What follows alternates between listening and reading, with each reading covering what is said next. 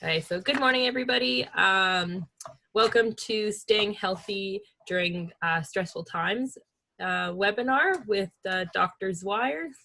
So my name is Bryn Leclerc, and I'm a Client Service Coordinator with the Parkinson's Association of Alberta, and I'll be moderating this webinar. So if you have any questions during the webinar, please submit them in the chat below. At the bottom of your screen, there is a chat blurb icon. So you click it and the chat will appear on the right-hand side. You can send your questions out to the whole group or just to the panelists with the drop-down arrow.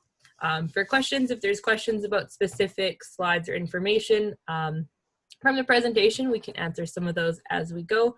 But any general questions we'll save for the end with a little Q&A with Dr. Zwires.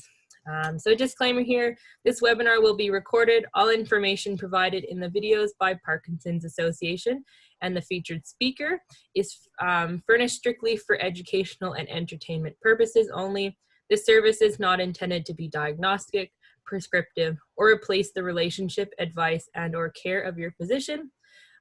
General questions about symptoms, treatments, available medications, complementary and alternative healthcare therapies, and current research will be fielded. So today we've got Dr. Michael Zwires. He's a registered psychologist who practices in the areas of clinical counseling and school psychology. He is an assistant professor in the Workland School of Education, and Dr. Zwires works at Lighthouse Psychology Services in Calgary, and he also has Parkinson's disease. So I'll hand it off here to Dr. Zwires and we'll get started. Well, welcome everybody. Thanks for joining us this morning, and thank you to the Parkinson's Association for the invitation to speak. I'm on the media panel for the Psychologists Association of Alberta. So the CEO of our organization contacted me when she knew that she had an interest from the Parkinson's Association, and I was really happy to do this because I have personal experience with this condition. Besides having a recent, well, I shouldn't say recent, relatively recent diagnosis myself. My great-grandfather had Parkinson's. One of my great uncles had Parkinson's, and one of my aunts who's still alive also has Parkinson's. So I've had some personal exposure to it, but as with many things, you don't understand it really until you experience it yourself firsthand. I'm just going to start the screen share here for the slideshow. Hopefully the technology gods will bless us and this will all work fine. So this webinar is about psychological coping during a pandemic. And some of the information is general, not necessarily specific to Parkinson's. I realize that some of the people participating may be family members, supporters, or other professionals. And I'm willing to take questions that might go a little farther afield than Parkinson's specific for people who may have the condition themselves.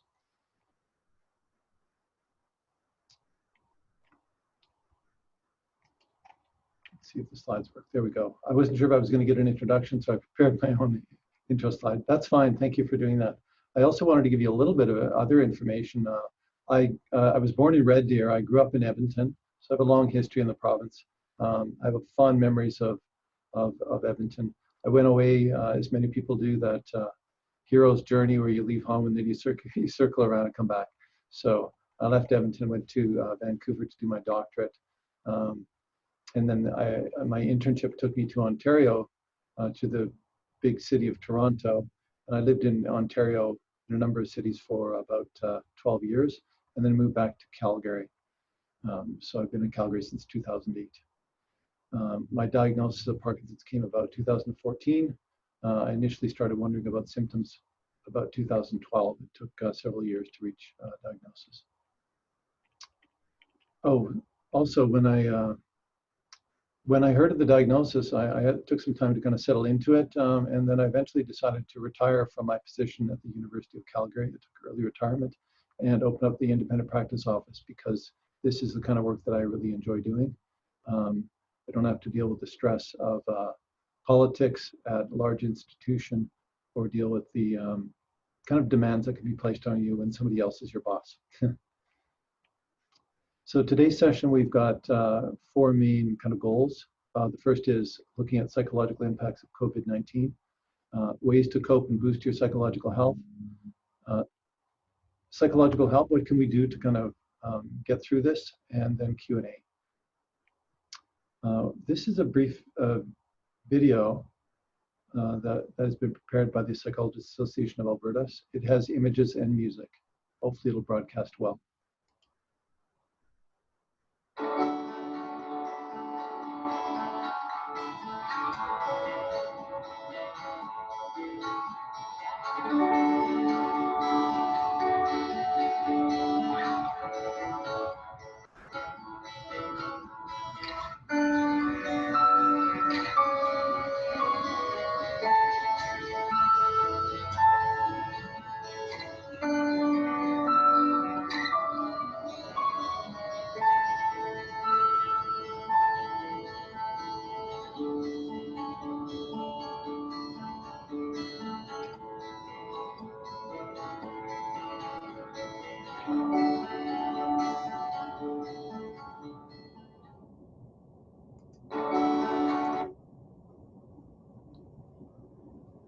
Now, pandemics like COVID-19 can challenge the way that people cope. So I found, I think with a lot of other people, I had developed systems and practices and routines and supports and activities that worked for me. And then the pandemic happened and our world changed overnight. We were forced to change. We had to do this without choice. So people sort of embraced this as a way of service to the community by trying to make the changes that health officers are requesting of us and politicians. We're hoping that we're saving not only ourselves, but other people from even worse kind of events or things happening to them. But that doesn't mean it's easy to make those changes. During a pandemic, it's not uncommon to experience really strong emotions. I'm a psychologist, but that doesn't make me immune to these kind of experiences. I was surprised at my own frustration, my own anger, my own fear, my own anxiety, and certainly stress levels, my own attempts to cope, my own kind of blessings when we found we're doing some things, reaching out to other people, like having regular Zoom chats with a glass of wine, in our case, with some good friends. And it's become something we really look forward to, and we make sure we have a good laugh while we're socializing.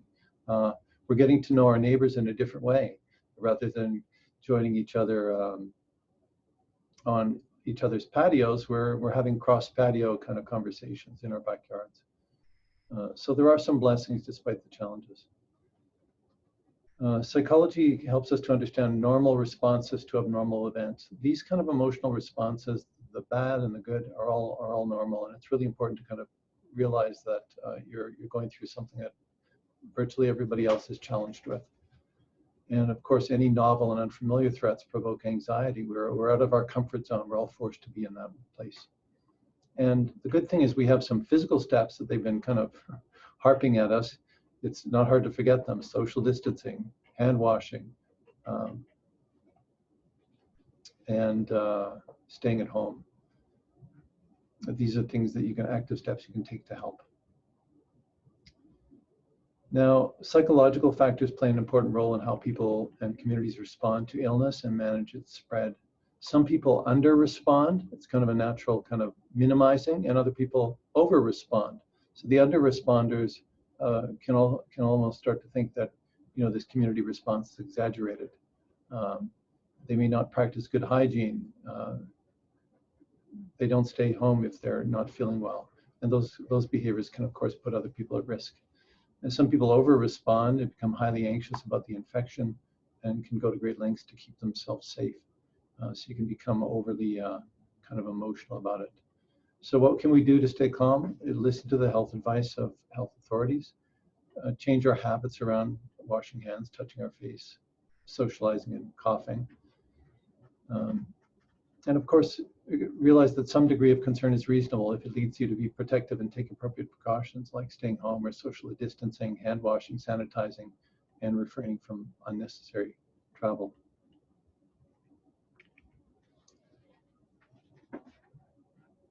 Now, there are lots of things that we can do to cope psychologically during a pandemic. The important thing is to stay physically healthy. Our healthy lifestyle is an important defense against disease. Physical health has positive impacts on psychological health and vice versa. Now, I've noticed that there's I joke to people that about 25% of my brain has been assigned to seek high-calorie foods, carbohydrates, sweets, fats. And because I'm a psychologist, I know why this is happening. It doesn't stop it from happening for me. It's because as our stress levels go up, our body releases stress hormones, and some of those hormones include corticosteroids and cortisol. One of the things we know about cortisol is it, among its many impacts on the body's physiology, it increases our appetites for sugars and fats, kind of high energy foods, because our body, just as a genetically built-in response, our body wants to pack on a few extra calories in case we do get sick, so we have some resources to help us through that. So recognize if your eating habits have changed or your cravings have increased, to recognize where that's coming from. It's not about you losing control, or it's about a natural human response genetically programmed into us to help us survive. Managing our stress is really critical. So one of the things that's important is limiting media consumption. Another one is avoid getting into discussions about COVID, at least not too many discussions. Certainly stress and anxiety about the future is not productive. The future is in many ways unknown all the time. This just makes it more kind of obvious, but it's always been that way and always will be that way. We like to hold on to a sense of certainty, but there is a lot that's uncertain about the future. And just as if you look in the past, you can get kind of overly reminiscent and reflecting on things in our past. It doesn't allow us to live in the moment. You think about the past being like a dream, and the future is like a fantasy, then the present is what we have. And one of the best ways to cope is just to sit in the very moment you're in right now, the space that you're sitting in right now, the chair that you're sitting in right now. There are people around you, being aware of their presence. That moment, being in the moment, is going to be very helpful because we're not stressing about what's going to happen next. And the moment is usually quite tolerable. Remember that life will go on. We're going to get through this. And we're going to be talking about this event in a year, 2 years' time, and saying, remember when. Building your resilience, we can learn how to adapt to stress. Think about how you've coped with stresses before in your life, other times in your life, whether it was the passing of a loved one, whether it was the loss of a job and financial stress, whether it was the excitement and demands of a new baby in the house or in the family, whether it was a move to a new location. Any of these things are stressors, the loss of a relationship, a breakup. These things create stress. And think about how you coped and got through them before. The same things that you used then, there may be some in that tool bag that can help you manage today. Keep connected, maintain your social networks. Even if you can't do it in the same way, you can still maintain that communication. One thing we know about social networking and social supports, you don't even have to access them to have benefits. If you know they're there, it has psychological benefits. It's like your social safety net. You know you have people you can count on, knowing that you have people who love you and care about you, and people who you love and care about. That can make a difference to us. Another thing that we're finding more about over time is the importance of being able to be there for others. And this is something I think really important for people with Parkinson's or any disabilities, is maybe there's certain things that we can't do that we used to do. There are many things that we do have the ability to do, and one of them is to care for others, to love them, and to be there for them. Keeping things in perspective is important. You know, just knowing the context, things are getting better already. We're turning down our numbers and of new cases. Lots of people are healing and coming through this. We have some good friends in Winnipeg. There were very few numbers, I think less than 500 in the province. It was a young couple who are friends of ours. They got COVID. She's a nurse, and they got through it. And most people are getting through it. Have a plan. Make a plan for if somebody you know does get COVID, how are you going to manage that? Having a plan is exactly what emergency services workers do. Anybody who needs to cope in an emergency, they make a plan and they practice. That's how the EMTs, when they come to an emergency situation, know what to do. That's how police officers know how to respond. That's how emergency workers at the hospital know how to respond, and so forth. It's just making a plan, practicing it, so you don't become overwhelmed in the moment. Certainly finances could play a role in people's stresses. Even if it's not you directly that's affected, it may be other people who are part of your family. And the mental health impacts of financial distress can be long-lasting. People who experienced personal hardship during the recent recession, this is the 2008 moving forward recession, whether it was financial, housing related, or job related, they had increased panic attacks, excessive worry, depression, and increased substance use. These mental health effects persisted well beyond the economic recovery into about 2013. So there was a 5-year kind of response time when people were impacted. So we can expect that's going to happen not only to ourselves, but others. And we want to adopt really positive and healthy coping strategies to get through this time. So let's start to look at some ways to cope and boost your psychological health. I know we've had a few little tips have kind of floated your way. Let's talk about some more specific ones. Move ahead to the next slide here. So if you're feeling anxious or worried, recognize that anxiety and worry is common as we navigate COVID-19. Action is one of the best treatments for anxiety. So share your concerns and problems and solve them with others, colleagues, friends, team members who are part of your care team if you have a care team. Anybody who's part of your circle of life. Pace yourself. Monitor yourself for your sleep, if it's being disrupted, excessive fatigue, irritability, poor focus, and marked anxiety. If you run on empty, we can't care for other people, and we're not going to be able to have that resilience to deal with additional stresses. Breathe. That's a really critical one, and I'm hoping that we'll have time to take you through a few activities, one of them being a breathing activity. But mindful breathing is simply taking a slow, deep breath several times a day, just slowing down your physiology. And I'll explain why in a few minutes about why this is so powerful. Breathing helps us to calm on a physiological level and improves our concentration. It triggers the relaxation response. But to do so, it has to be slow, it has to be deep, so that we're pressing our belly out when we do that. Maintaining good health habits. I'm hoping that you had at least some good habits in place before this COVID hit. So you want to try to recreate those or sustain those if you can. Maximize healthy eating, limit your alcohol and substance use. Try to get enough sleep. That means having a regular schedule for sleep. Prioritize aerobic exercise if you're able to do that, and get some sunlight. We know about the connection between sunlight and vitamin D, but I'm willing to bet you there's a lot more involved in what the sun sends to us than we know currently in our science. There's something really vital that comes to us by sitting in the sun for even 15 minutes. Exercise.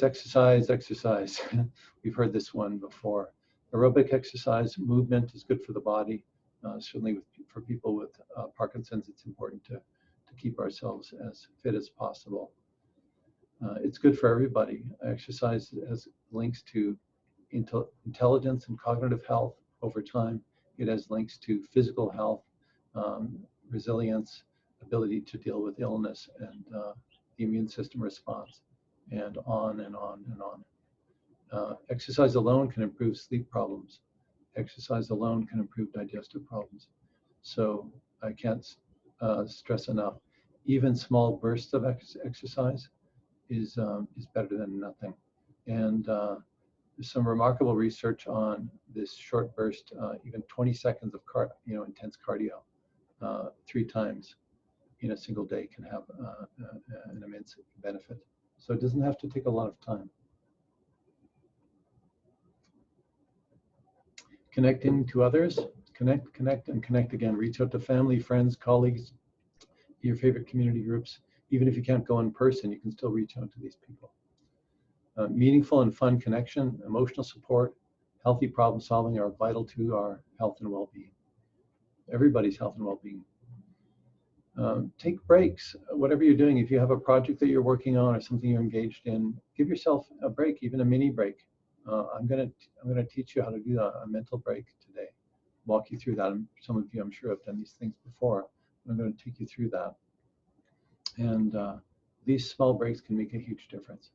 Physically moving around, 10-minute walk, planned downtime at home, exercise, a few pages of a good book, an article, watching part of a movie or television show. This is why I like Netflix, because you can watch till the, for 10 minutes. Usually they'll have a commercial break, blank screen, and then you can turn it down and just close it down and come back to it later.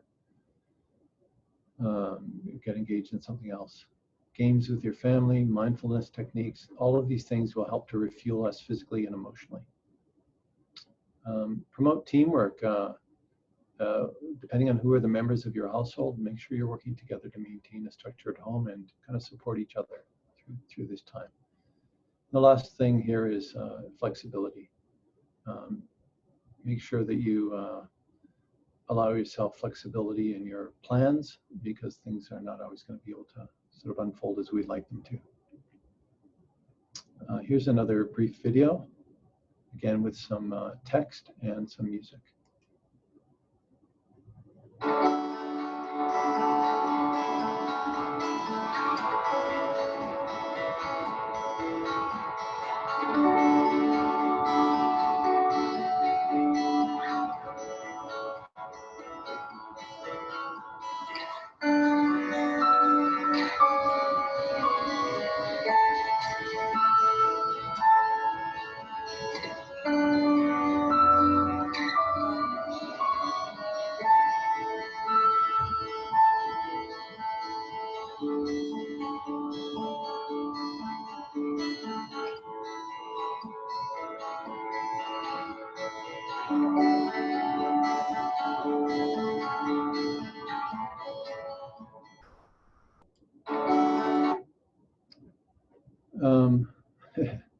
This next slide, this is just for a meme for people who might work at home. The home office, on the top left, how my boss thinks I work. You see this organized kind of full workstation, how my clients think I work. You've got 6 screens there. How my friends think I work. Somebody lying on the beach. How my colleagues think I work. They think you're still in bed late in the morning. What my girlfriend expects, and how I really work.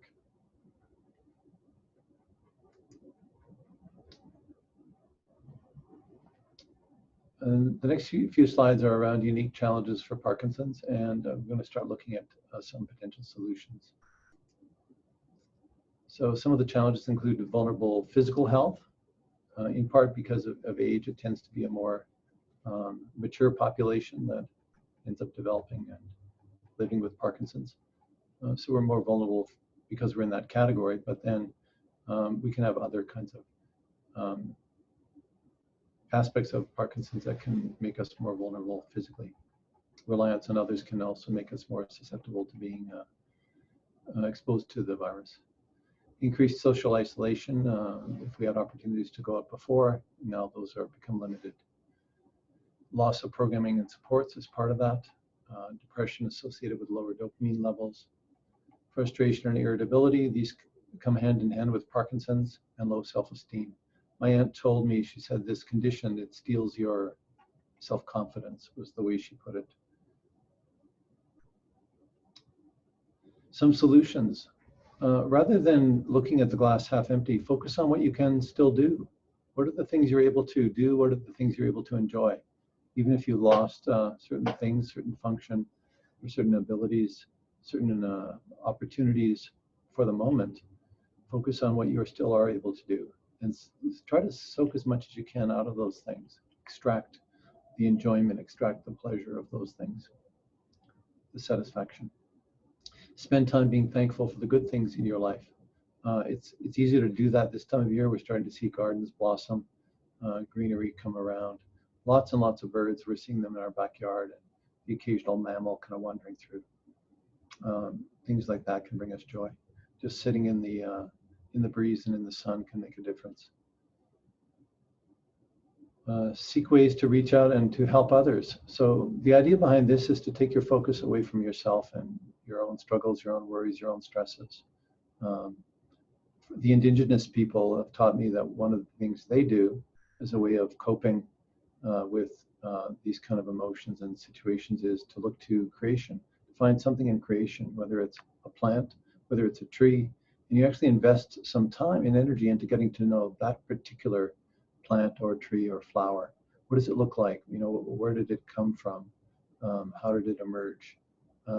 And if you have this close by as a flower, for example, you can watch it unfolding. And kind of by befriending it and getting to know it in this way, we take the focus off ourselves and put it on others. Similarly, when you do this with people, if you can reach out to help somebody through having a kind word with them, sharing a joke with them, just checking in to make sure they're okay, that takes the focus off ourselves and can help others. I talk about love having two actions. Love gives and love receives. So we need to be willing to receive from others. We also need to be willing to give to others. It can be in small physical ways. It can be in our caring for them, in our sharing of our caring for them. One thing love doesn't do is take. It doesn't simply, take by force. Work to reduce your stress. We've talked about some strategies to manage stress, but if you can reduce stresses that you might have, that can be helpful. Strive to embrace hope, the hopefulness of the tomorrow that is coming down the road. We don't know when things are going to open up and be back to something that approximates our normal life before, but embrace that hope of that kind of sun. We're in the darkness right now, but the sun's going to rise. We can count on it. And just by giving yourself time to embrace that hope, it'll change the way that your perspective and your feeling towards it. And when happiness comes upon you, savor it. The psychologist and psychiatrist, Dr. Carl Jung, when he was asked about happiness, he described happiness as an unexpected guest who arrives in the night to share a drink with you. Somebody who just, you don't expect them to arrive and all of a sudden they're there. So when happiness strikes, enjoy it, savor it, really appreciate it for what it is when it comes. Visualizing is also a very powerful intervention we can do. By visualizing and imagining, we can create a reality that our brain treats as if it's really happening. This is fascinating. Through MRI scans, these magnetic resonance imaging scans, we can see what's going on in the brain, which parts are activated.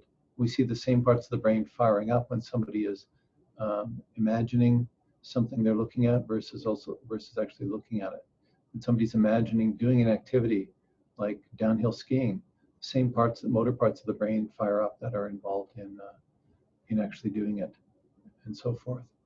So we can create a reality that our brain treats as if it's really happening, and we have the same physiological response, the release of dopamine, the release of noradrenaline, the release of even adrenaline, release of serotonin, all of these hormones that help us to feel better. The trick is to engage all of the senses. So when you're visualizing, you want to engage the sense of hearing. What are the sounds that you hear in that environment?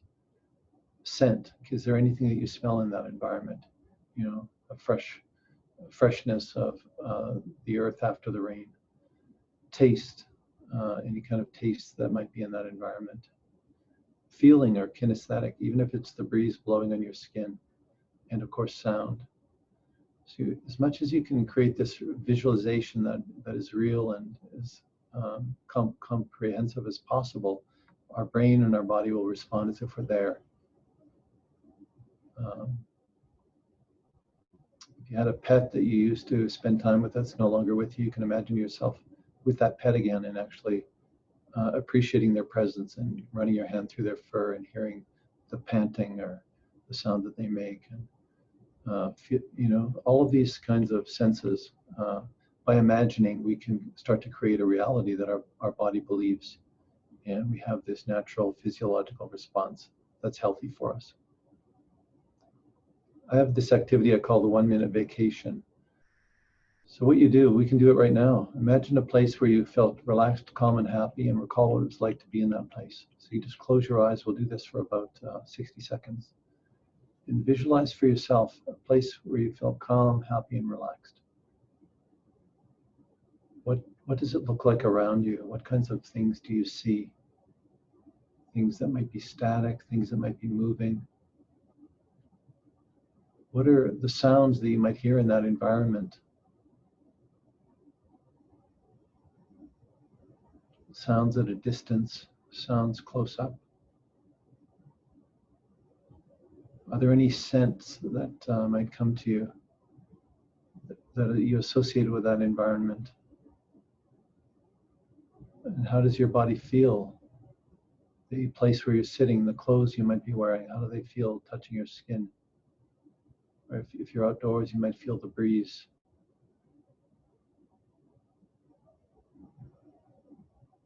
Try to engage all of those senses. If you're having something to drink or something to eat, what does it taste like? And while you're in that space, allow yourself to feel those feelings of calmness, feelings of centeredness, the feelings of peace, the feelings of satisfaction and enjoyment, feelings of confidence, safety, comfort, relaxation. Just allow that to just seep into your body.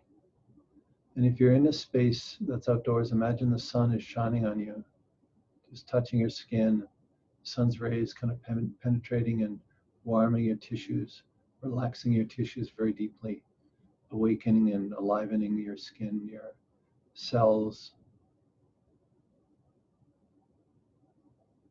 And if you're indoors, the sun might be coming through a window or a skylight or an open door or something. Just feel that feeling on your skin. And then take a slow, deep breath. Allow yourself to come back to yourself as we are right now together. Again, I call that the 1 minute vacation. Very simple, but it can have a very powerful impact. Another visualization we won't go through right now, but you can visualize all of the things you miss. Any of them. Not all at once, but I guess you could try. Close your eyes a moment and imagine yourself doing all the good things you want to do but can't do right now. Hugging all the people you wish to hug but can't hug right now. Visiting all the places you can visit, can't visit for now. Enjoying all of the activities and places you can't see for now. Eating in the restaurants you can't patronize for the moment. So if you can think of it, then you can imagine it and you can visualize it and recreate it for yourself. Some final thoughts. Stress has a lot to do with our perception of things. So we want to manage stress. One of our goals should be to kind of shift our perception. Taking care of others means first taking care of yourself. Don't eat junk food and don't think junk thoughts. That's advice from a woman who took on the name Peace Pilgrim. She traveled North America for peace, starting in the 1950s and through till the 1980s when she passed. Stress and health is about balance. And another good advice that comes from this woman, Peace Pilgrim, start to live all of the good things that you believe, rather than just living with intentions and ideas and hope. Start to live all the good things that we believe. This is a social distancing meme. It's one way of keeping yourself separated from others. Seems to be working in more ways than one. Here's another way of social distancing. My new social distancing outfit just arrived from Amazon. That'll keep everybody at a distance, even your closest friends. I'm not sure how she got into that thing. Cut my own darn hair. Thanks, COVID-19. I just resorted to using hair products. Slick it all back and no one knows the difference. And there's another COVID haircut after 4 weeks of quarantine. It looks a bit like those 1960s Monkeys, the band, the Monkeys haircut. Psychological help, how can you tell whether you should seek professional help? And these slides, some of them were prepared by the Psychologists Association of Alberta, so they're taking the perspective of psychology. There are other health professions that can certainly help. Social work, mental health nurses, physicians, psychiatrists. There's a full range, even general counselors, coaches that can help. If you find yourself persistently stuck in anxiety, worry, insomnia, or irritability, and you can't seem to get beyond that, then you may need to seek additional help. If you do the opposite of seeking social contact and withdraw and become unnecessarily isolated, that may be an indication you need additional support or help. Persistently checking yourself, checking your temperature multiple times a day, or seeking reassurance about your health from other people, that could indicate you may need support. If you find yourself abusing alcohol, drugs, or overreacting as a way of coping with stress, that may mean that you need to seek additional help. If people tell you that they see you being overly stressed and they're concerned about you, and you can't seem to shift that, it may also mean that you need to seek out some additional support.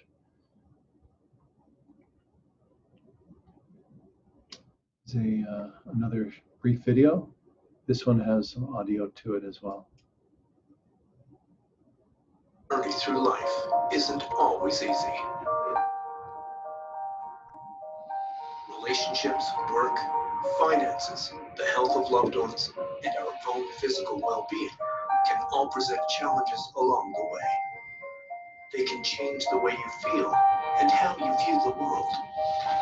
The smallest things can become huge obstacles.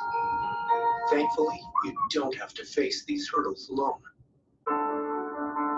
Canada's psychologists have tools to help Canadians overcome the obstacles to psychological health and wellness. It's your journey, but you don't always have to travel by yourself.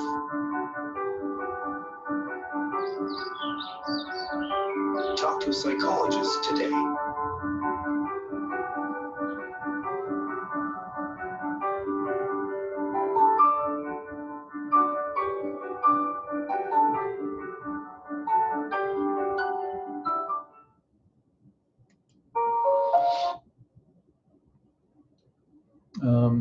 There are psychologists in Alberta have a disaster response network, and every major disaster that's happened in the province, they've kind of launched volunteer support for people who might be in need. In this case, the disaster response network has been responding to the needs of service providers. So this might be healthcare workers and first responders, providing 3 psychology sessions. That can be accessed through the Psychologists Association of Alberta. So if you know somebody in the health profession who might need this kind of support, it certainly exists. We've also launched this because of the floods in Fort McMurray. Well, we got through the presentation part of it, and there's now time for questions and answers. I'm not sure if there are any questions that have come in. If there are, I'd be happy to do my best to try to respond. So I do got one question here, and that asking if you could please explain the effect of sugar again and why one craves sugar, and what they can do to avoid that need for this sugar high. Yeah, so again, this is related to cortisol. So cortisol is a stress hormone that's released when we're under pressure of various kinds, and it does a number of things. It makes our blood clot easier. So if you get an injury, you won't kind of bleed too much. But of course, that puts us at risk for things like strokes and heart attacks. It also increases our craving for sugars and fats. One of the best ways to reduce this is to try to manage our stress through some of the things that we've talked about, like good sleep patterns, exercise, maintaining social supports, all of these kind of good lifestyle habits. And the second thing is, if you do have the cravings, I think one of the most important things is to try to keep those things at a distance. If they don't come in the house, it's harder to kind of be tempted by them. The second thing is, I've certainly found that once you start, it's hard to stop. You need a couple of days for your body to kind of reduce the cravings. So that would be something I would encourage you to do. And it can be complex. If it leads to weight-related issues, then it may be important to talk to a dietitian or even your family doctor.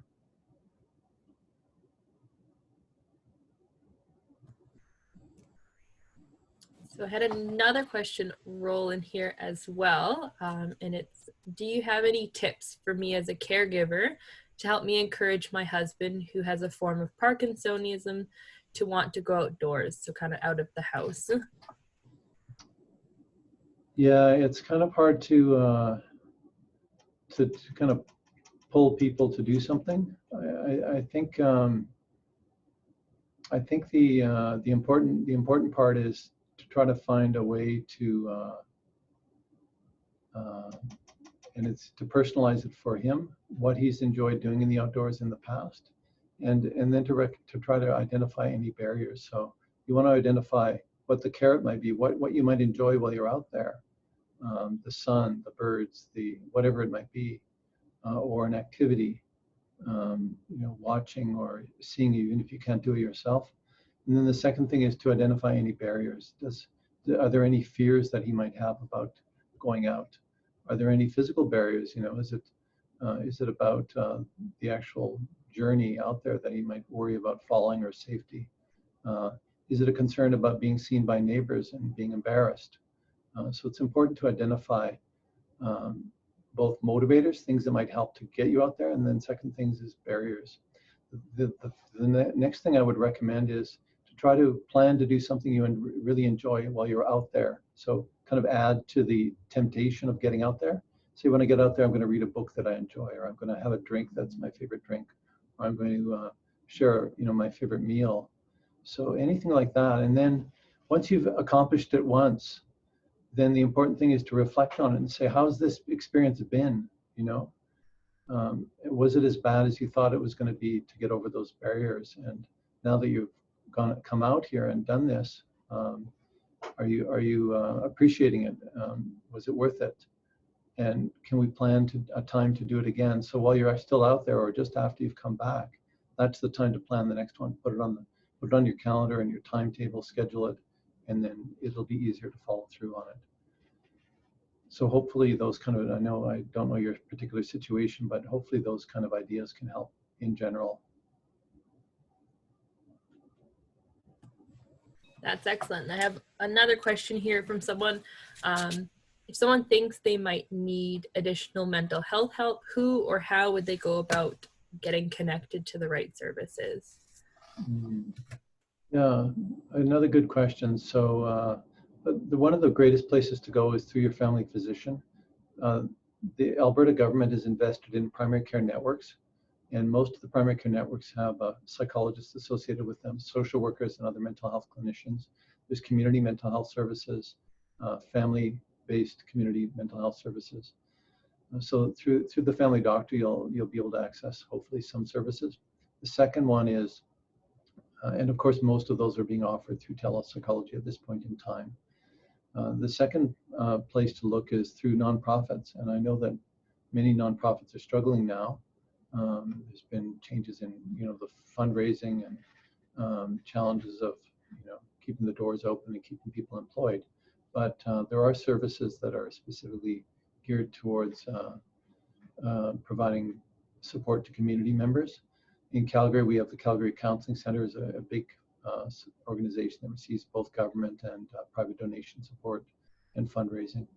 And I'm not familiar with all of the ones that might be in Edmonton or in other rural areas, but again, Many of these organizations are offering telepsychology now, or telehealth, it's telesocial work or whatever.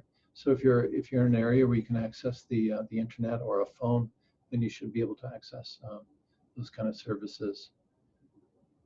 So hopefully those ideas will be helpful for you.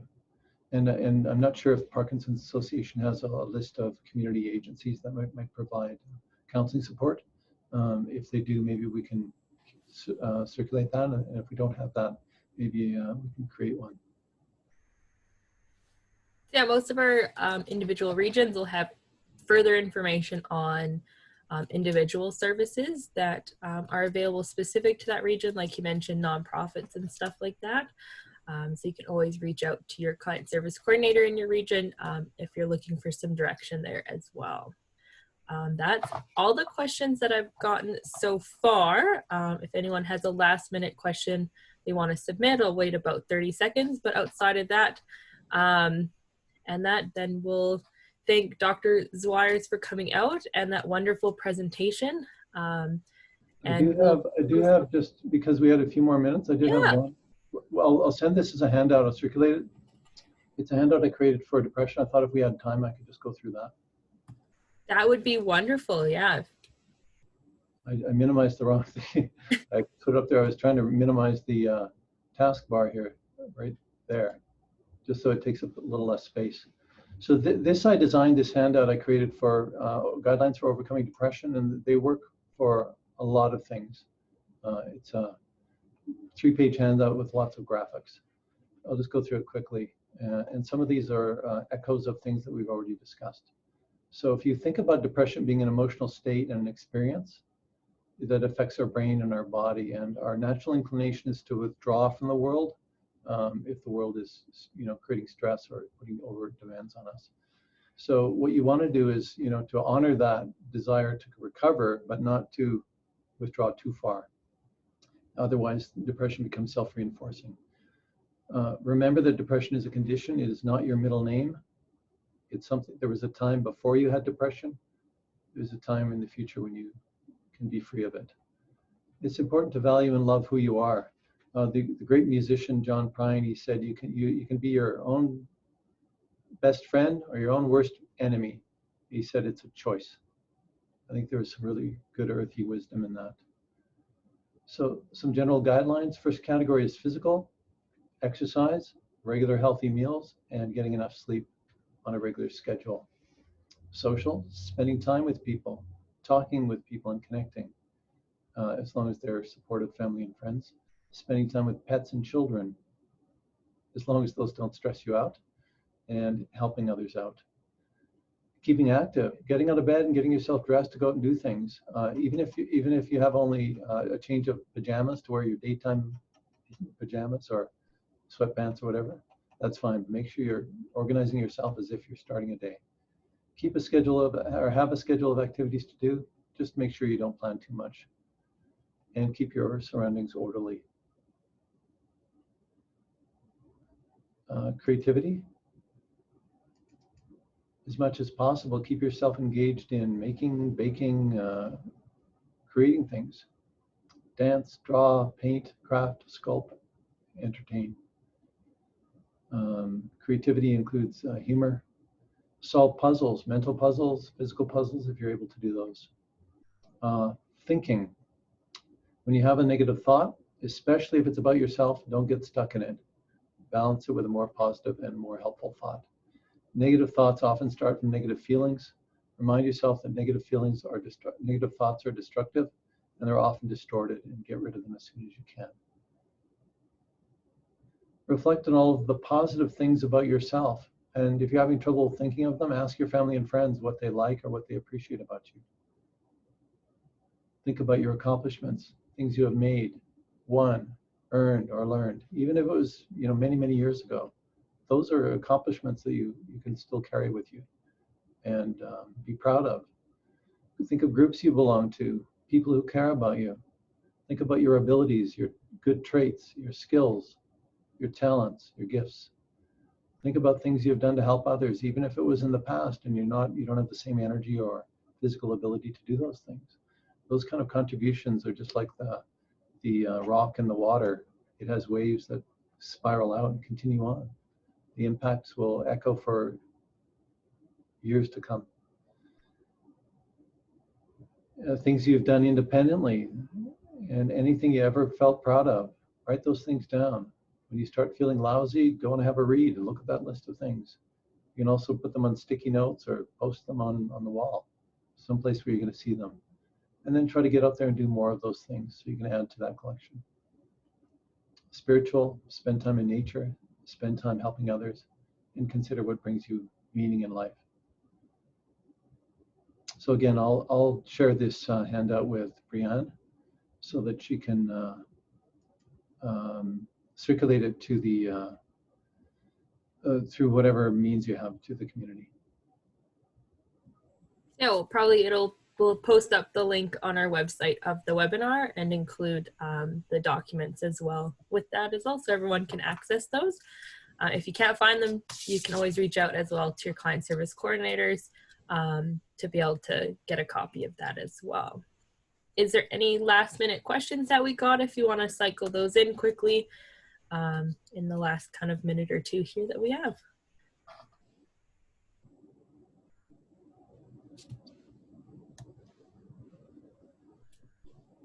Don't see any questions coming in. So thank you, Dr. Zwires, for being able to join us today for this webinar, Staying Mentally Healthy During Stressful Times, and sharing your knowledge with us. We really appreciate your time, and thank you to everyone for joining us today. Our next scheduled webinar is next Wednesday, and for information on that, you can head to our website at parkinsonsassociation.ca or check out our program calendar or social media. And all our webinars will be shared on our YouTube channel as well as our website. So thank you everyone for coming out today. Special thanks to Dr. Zwires, and have a wonderful rest of your week. Thanks everybody.